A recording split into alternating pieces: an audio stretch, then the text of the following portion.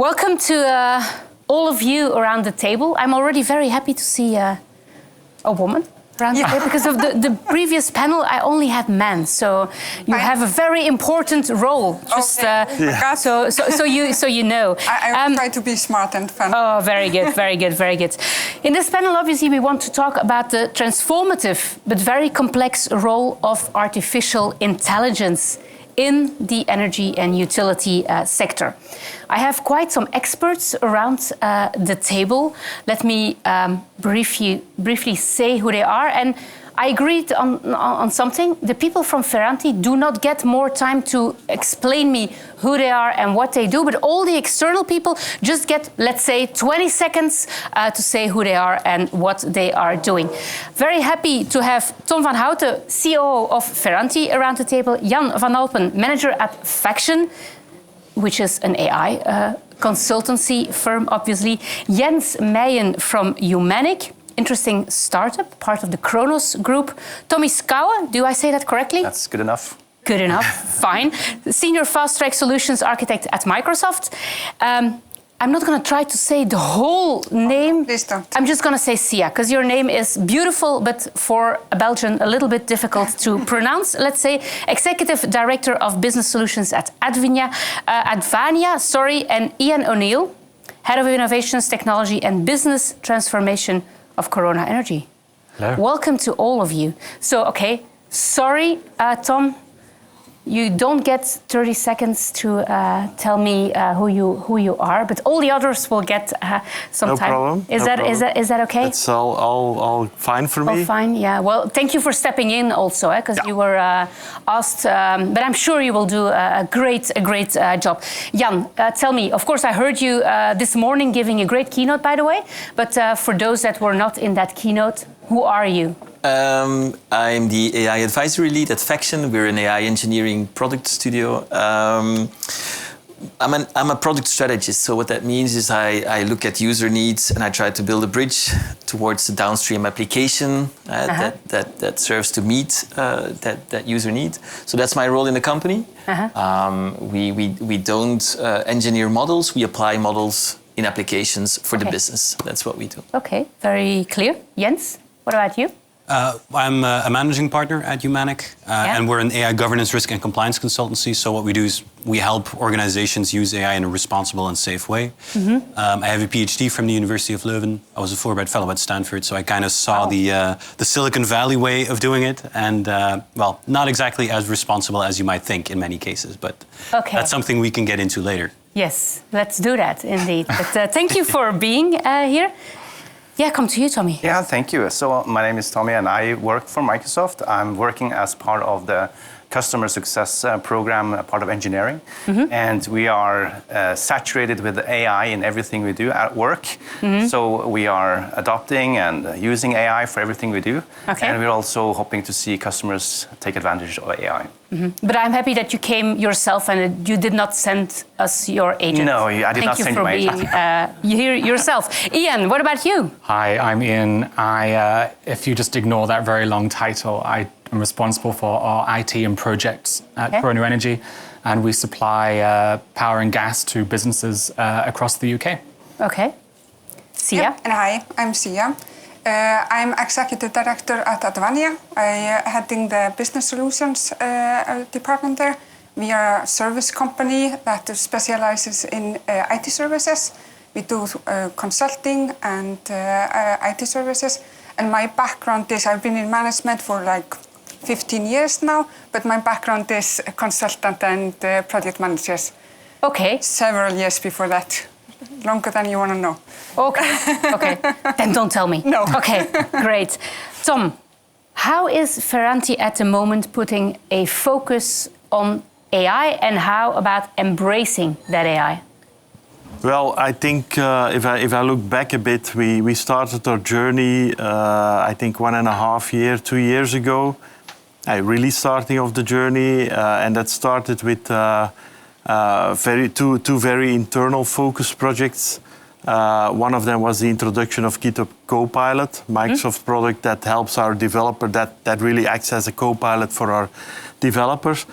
And then the second thing we started was with Faction, that we wanted to create a MECOMS AI agent on top of all the documentation that we have to enable our own people at first, but probably also our partners and in the second stage and even our customers to easily get answers from all the documentation that we have. I call that the version 1. That was kind of an experiment. We saw that there was potential in there. I think over the last year we created version 2. We also put a bit more emphasis on that, on putting more people on that. Also some really some dedicated people on that. And I think now we are getting, the second thing I want to add is that we're also working with Microsoft on some agents with finance, but also they're in a version 1, I would say. And what we're now seeing is over the next period to come, we should really try to mature things. As I said, we started internally focused and we're trying to move that more to a customer focus. As I said, if our model or our agent, MECOMS AI agent becomes more predictable, I would say, we can also expand that to customers and partners. And also with Microsoft, we're looking to use cases together with customers and to get that really into the market so it really creates value to our customers. So that's moving from internal more to an external view, and that will be happening in the near future. In the near future. Okay. Jan, is that where you really believe in, that we have to start with smaller pilot projects before unleashing something towards our customers? Well, I do believe in starting small, starting with a small pilot use case, as long as it's part of a bigger journey. Oftentimes you will see pilots, stall in isolated demos. It's very hard to scale them. If you look at the purpose of an AI pilot, it's to de-risk AI, it's to build trust, it's to measure early value. But in the context of knowledge work, that value is not so easy to measure right off the bat. And that's where we see problems in readiness. It takes a durable knowledge base for AI to be relevant, even in a pilot environment. If you don't build that, trust with domain experts, validating, curating data, your pilot will stay in the sandbox. So my advice would be start small, indeed. Start with something that causes friction within your employees. But then on the side, build that durable knowledge base so that you can measure that value from that first pilot. And that is interesting because it's not about the technology, it's about trust in the technology, and that trust only comes from a durable knowledge base. It doesn't come from the naked technology. Trust, Tommy, is something which is not that easy to explain to human beings. I was joking, but a lot of human beings think like, okay, AI will take over my job. Should we once and for all stop having that focus and thinking of AI as our biggest competitor? It's a good question, and I've been thinking about that a lot. And I'm tempted to say yes, but it's throwing a little bit of fire into this, because by yes, I would say the people who are not embracing it and approaching it and using it as part of their labor and work, they might get replaced by someone who does. Because AI has the power of enhancing your work and making you do better work and more productive work. But you cannot take away the human element, the human accountability of it all. So the people who are taking AI as part of their workforce, they will stay in work, I would say, and the people who just ignore it, they might not be around to do their work. So, and that's also something that I personally work with. I try to embrace AI in my daily work and use AI to accelerate the things that I do and enhance the things that I do. And gradually also by doing so, I also build that kind of trust relationship to AI that I feel like okay, this looks good, this does not look that great, and I have to work a little bit more with it. But gradually I grow that kind of trust with the technology. Yeah. And what is the role of leaders, Sia? If you think about that transformation in a company with the use of AI, what is the role of a leader in that? Well, a leader plays a really important role in this transformation because AI is like a shift in the company, and you as a leader, you need to be a visionary, and you need to set the tone towards the rest of the organization. How are we going to move forward and create an environment that can allow experimentation and innovation, and also see where like small failures can be seen as a success or like a path, like a bump in the path where we are going. So a leader really needs to be in charge. They need to make sure that the organization is also equipped, both with training and skills, and they need to make sure that you have the infrastructure available as well, so you can really utilize the AI. And speaking as a leader, because I've talked to a lot of customers as well, you also really need to invest in your ability as a leader. You need to know, you need to have some form of a training and education, and need to be continuous in that. Willing to evolve as a leader as well, to know what you're... We've heard it already on stage this morning. Data, it's all about data and about the quality of the data, Ian. Do we overestimate the quality of the data, underestimate it, or do we find a good middle ground? Can we, for example, say, well, I don't have good quality of data, so forget my sandbox of AI, I'm going to do it later, and then you miss the train? Gee, I think you're in deep trouble if you underestimate the data. I think there's always work to do there. And I definitely think for AI, you need to walk before you can run. You need to have the right foundations. If you don't have good data integrity, data that is accurate, reliable, and trustworthy, you're probably not quite ready. And in terms of maturity, part of being a leader as well are those steps to ensure that you have the right governance, the right strategy, the right policies, the right guardrails in terms of risk appetite.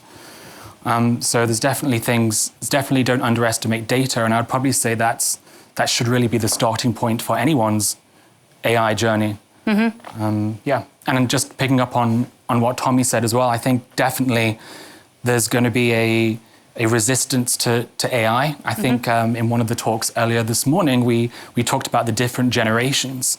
And one of the things we've got to realize is for the older workforce, they will have to come on board with it. And then I think one of the biggest challenges as well, coming back to Sia's point, would be the leadership and helping them go on that change journey.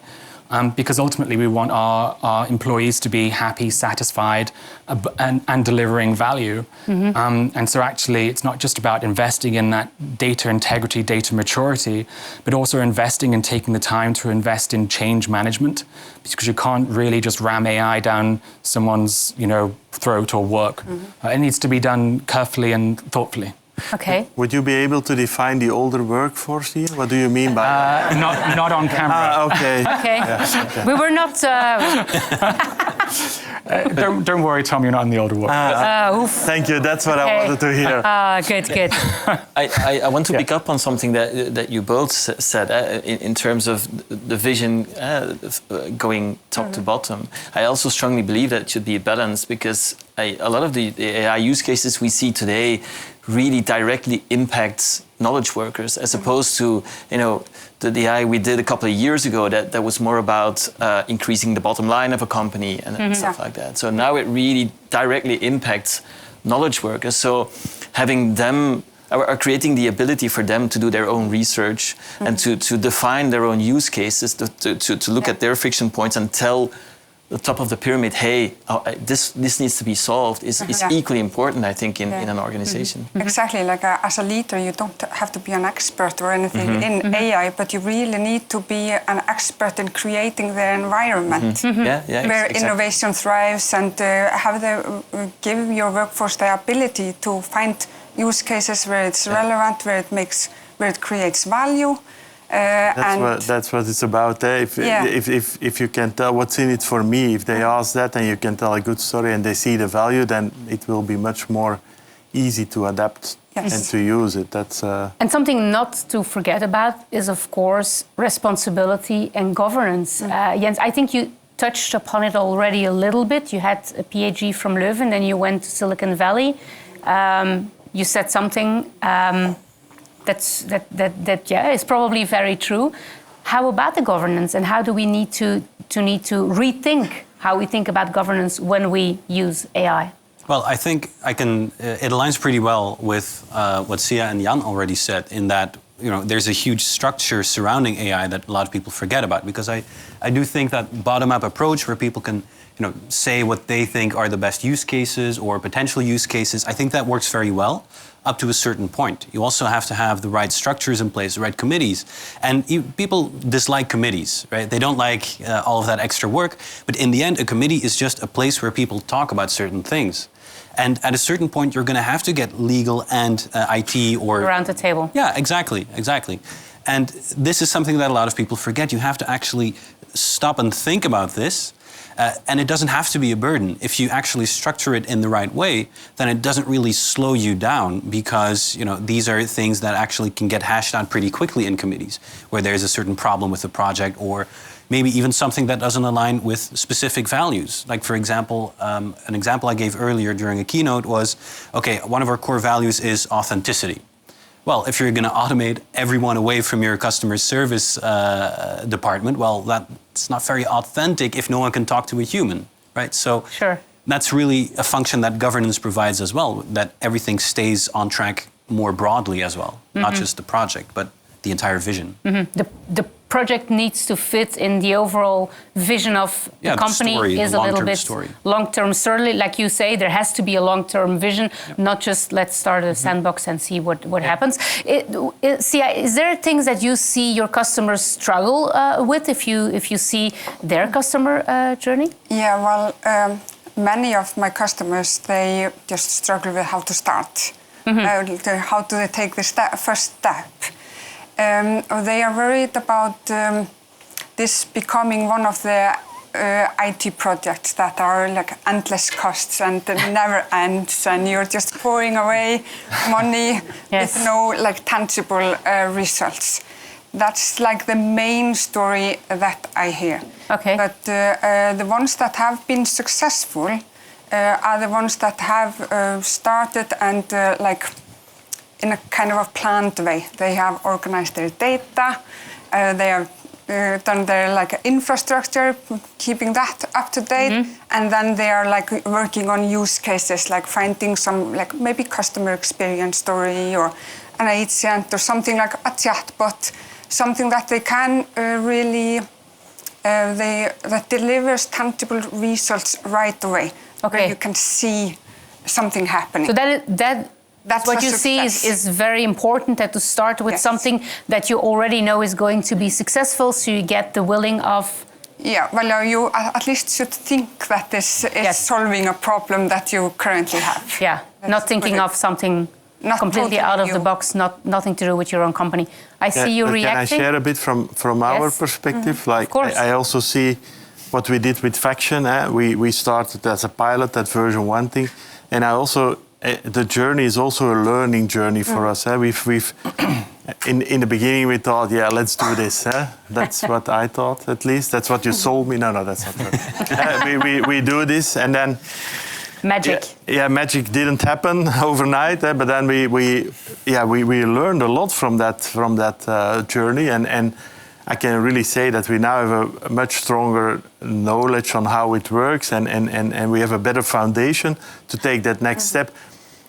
I'm not sure if we would have all the data perfectly ready that we would be in a better place now. But you need to know how to structure the data, and that's where you need the pilot for in many ways. I mean, it's impossible to do that beforehand, oftentimes. Yeah, we've had customers like putting Copilot on top of everything, and now like we are doing AI now, and oops, okay, now they can access everything. So that's also a problem. But it's a good example because it's a very powerful solution. If you look at, I mean, how seamless it integrates with your workflows, etc. So it's a very powerful thing, but it will not work if you don't do the plumbing, underpinning that system. Tommy, where do we start? And we don't put a Copilot on top of it. It will not work. What does work? How can we start? So the word tangible, I think, is a good one. Yes. Because the users, they are doing a process, they're working in a process. They want to see a tangible material impact of using AI in their work. So I think start with something that is, let's say, not too risky, but has a huge impact, the low risk and high impact. And I mean, the human is always going to be in the loop somehow. And then they could gradually also grow the confidence in how it works and understand it and sort of demystify some of the things that we think AI is doing. Jan was doing a lot of myth busting this morning. Yes, indeed. And I think a lot of people are having conceptions about AI that is untrue. And so gradually getting to understand how it works will also help them see other opportunities to use AI. So what you say is go for that low-hanging fruit that is there and make it very tangible. Talk about the myths, which are myths, and continue saying that it's a myth. It is not true. Ian, do we have enough knowledge in our workforce? No, I don't think we do, but I think that's quite exciting. I think we're going on a really exciting journey. I think I heard from someone again earlier this morning that perhaps the younger generation is slightly more literate. But we're effectively all going to be learning a new language, and we're going to be learning that new language together, collaboratively, the new AI literacy. And the big question is how do we go on a journey like that as an individual, as a team, as a business? We need to find out. But I definitely think there's a journey to go on there. If I can pick up on this. Of course. I mean, we are engineers. We do this day in, day out. The moment ChatGPT was released to the public, we all were amazed. We fell out of our chairs, as we say in Dutch. I don't know if that's a saying. Flabbergasted. We were Flabbergasted. But this tells you how sudden the capability that we saw in an LLM came into our worlds. So I would like to second that. We are all learning in this journey. And we, particularly for customer-facing businesses, I guess one of the things that we need to be mindful of is we can't just let it out into the wild and stick Copilot on top of it. Because there are some people then that will just use Copilot or other tools that aren't quite as good as Copilot, obviously. We talked about hallucinating. They may get confused. It may not be writing thing that's important to Corona Energy in the brand voice that we expect. So it's not something that we can just roll out. We need to be mindful that actually there's still the human there that needs to censor that, to put it in brand, particularly when it's I'm referencing here really customer-facing teams. So that's also just a caution that certainly Corona Energy really mindful of is how front office teams just making sure that they're aware and mindful and they don't just copy and paste, which is something that may not be totally accurate or not on brand. Is that something, Jens, that we should maybe do more, like take people out of their silos? Because now indeed maybe we are copy-pasting. Marketing is doing a little project on AI, and then finance is also doing. Should we become more thinner as a team and share what worked, what didn't work? Well, I think social learning is always a great idea. Well, we do a ton of AI literacy training these days, in part because it's simply a legal obligation under the AI Act. Right? So we do a ton of training, and we usually mix all of the different groups. I actually did a session yesterday, I'll do one tomorrow again, where we simply said, okay, you're trying to separate IT and marketing, for example. Let's just mix them all together so that they can also learn from not just the risks and mistakes, but also the use cases that they're using and the way that they're deploying AI. And I think mixing everything together, getting that social learning, that's a really big advantage, and especially with AI, because if people are confused on the very basics of the technology, they might be afraid of asking a question to an expert. So if they can talk to their peers, that's a huge difference in terms of the barrier that you have to overcome. And let's maybe go a little bit deeper into the energy sector, because that's why we are all here today. Is this a good place to run these pilots and these tests, and if so, why? Tommy? Yeah, I mean, as with any industry, I think this is just as good as any industry for adopting AI.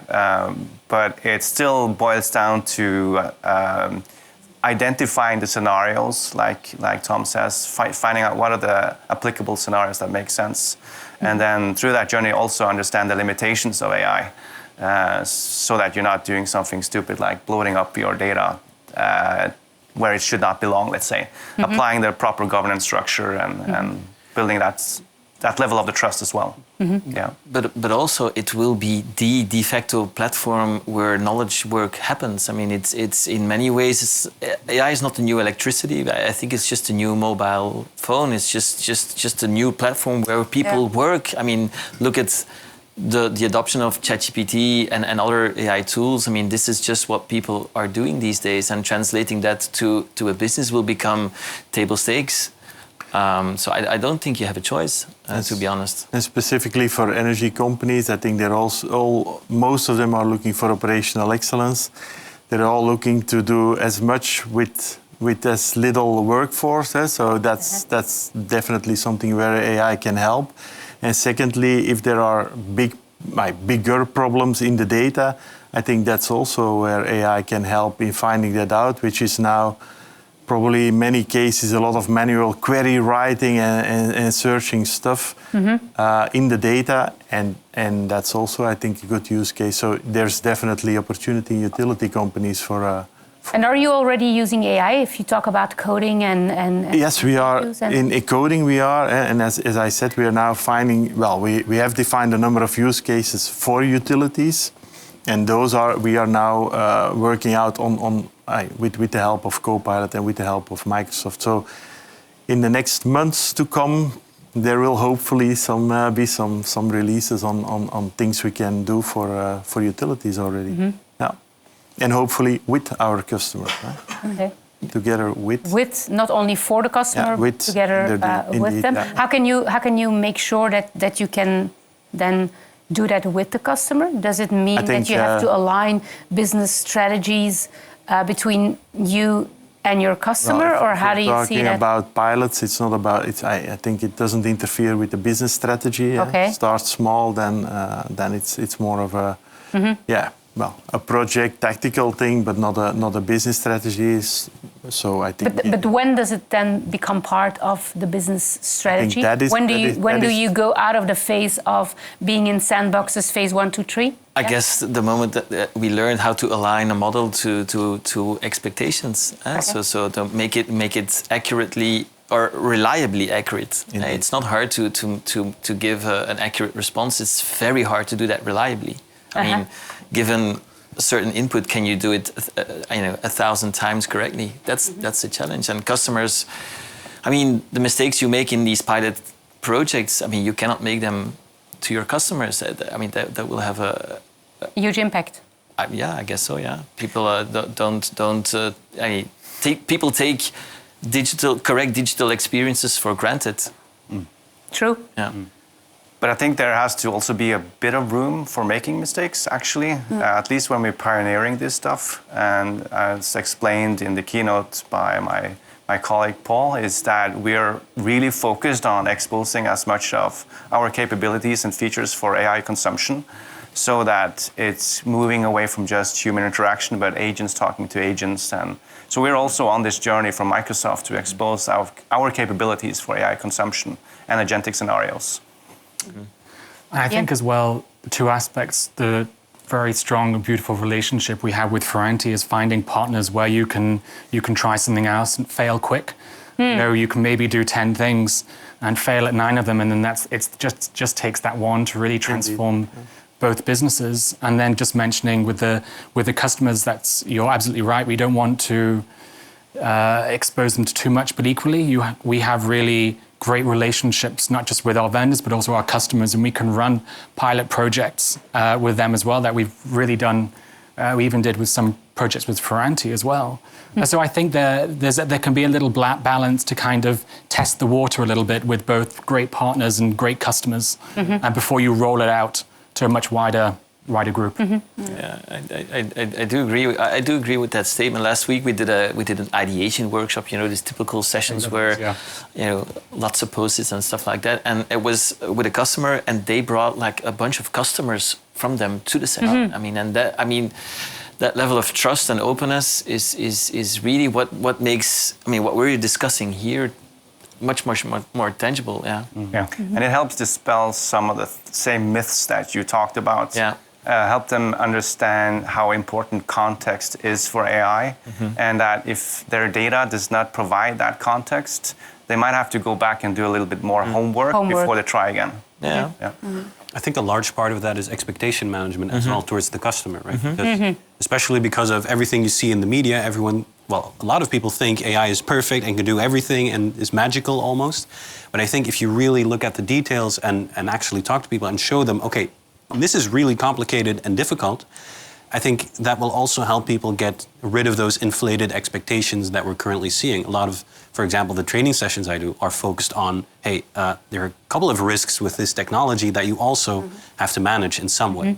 And how do we underestimate then the risks of I think AI and how to manage the risk? Well, I think we underestimate the impact of those risks because, okay, sometimes it's not really accurate, sometimes it discriminates in some way, but I think the end result of that is potentially a loss of public trust. We're seeing public resistance against the deployment of AI, and that's not for no reason. It does have a kernel of truth to it, what they're saying.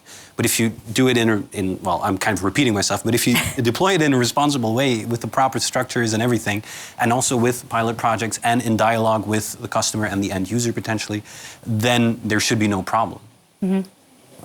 Sia, do you see any other important things we have to keep in mind if we want to align these pilots with AI with our business strategy and business as usual? I think as well as if an organization, you really want to make an impact and you want to make this project valuable for the organization. So it's really just an IT project, in a way, just advanced IT. But to be able to do this, then you need to build this into your business strategy as well. You need to make AI someone's responsibility, and you need to make your managers responsible for finding ways of using AI in your organization. So you could, for example, make this a strategic plan where you follow up with, you have some clear goals and objectives, some measurements, and you follow up in management meetings and reports, etc. So, for example, talking about how we use it in-house in our organization, it's with the developers. And we just decided, okay, we are going to use AI, period. That was the decision in the beginning. And then our managers got the responsibility of, okay, how are we going to deploy this? And now we see like AI is in GitHub. It's really like the fourth coworker in like for a team of 4, where they review the code, come with suggestions, etc. So it's really like an added bonus to your workforce. And if you can find use cases like that where it really creates value for you, then please put it in the plans and follow up with it. Try to make your people responsible of finding these kinds of use cases. But it's also very difficult to govern what you don't know, right? I mean, we have been discussing a lot of things that you have to learn in these AI projects. I mean, you have to have an understanding of the technology to be able to know what you need to govern. And then for me, that means that we established, I mean, the relationship between top and bottom of an organization is important to keep that tight, but it's also very important to bridge the distance between a domain expert and an engineer. For instance, what we saw, I mean, an example from our project that we did is that junior consultants, they don't see the mistakes in the AI. They just take it for granted and they say, this is great, I love this tool. Whereas the senior colleague would look at the output and say, that's a hallucination, and you didn't see that. So, but that's A, and then you know, okay, what do we need to govern? But then also having the capability and the mechanics to allow like a guardrail to be built into that system by measuring the relevance of the context, the documents, measuring the relevance of an answer, and then exposing like that scoring in the interface so that we can close the feedback loop between a junior, a senior, and then a developer. That this is so important, but that's tangible governance, and you only know how to move forward with these initiatives is when you see the mistakes. That's exactly that's what I meant by maturing the initiative or the bot, the assistant. And that is exactly what we're doing now. We've got the measures. Everything was red in the beginning. We see some improvements now, and we want to speed up that improvement. And this is the learning process also for managers, because, like I said, first you just decide, okay, we are going to use AI, and this is basically what you know. You're going to use AI, and then you get all your people to come with ideas, and then you define how you're going to measure it, and you really also need to follow the cost of this, because can be really costly if people go around and build solutions by themselves and go and play. That's really fun, but you have an organization to run and and salaries to pay. Or salaries to also pay at the end of the month. Jan, did you do the ROI for pilot projects? Though were you the one with the graphs? Someone this morning with the keynote in terms of the ROI for pilot projects. You were saying actually trying to do that on a pilot is probably a bit unrealistic. Yeah. It was me. Yeah. So I remember some in my last presentation. I actually remembered something. There you go. And Paul's amazing ninja technique. But I guess that's important as well. You need to be mindful that is actually probably an investment that you need to make, and actually the return on, like any first mover type thing. It will take time to get that return on investment, and there may be some lost investment. But that's what you have to accept going on that journey, and that's part of the leadership thing that you need to do at the very beginning in terms of having that strategy, having that risk appetite, and going in there knowing 9 out of 10, might not work.